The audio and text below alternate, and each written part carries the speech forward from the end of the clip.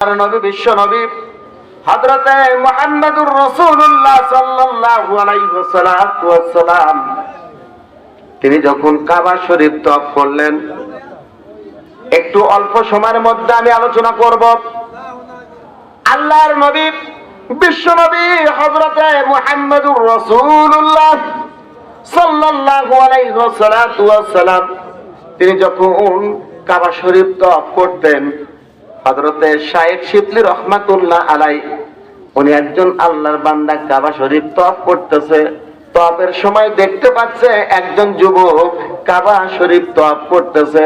তওয়াফের তো নির্দিষ্ট দোয়া দরুদ লেখা আছে, লাব্বাইকা আল্লাহুম্মা লাব্বাইক লাব্বাইক লা শারীকা লাক লাব্বাইক ইন্নাল হামদা ওয়ান নি'মাতা লাকা ওয়াল মুলকু লা শারীকা লাক।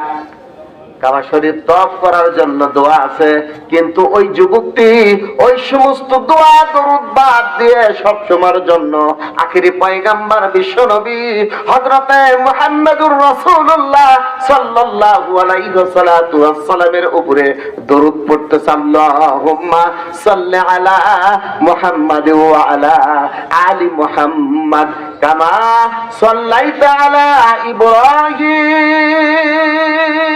ওয়ালা আলি ইব্রাহিম ইন্নাকা হামিদুম মাজিদ। বলেন না, আল্লাহুম্মা বারিক আলা মুহাম্মাদ ওয়া আলা আলি মুহাম্মাদ কামা বারাকতা আলা ইব্রাহিম ওয়া আলা আলি ইব্রাহিম ইন্নাকা হামিদুম মাজিদ।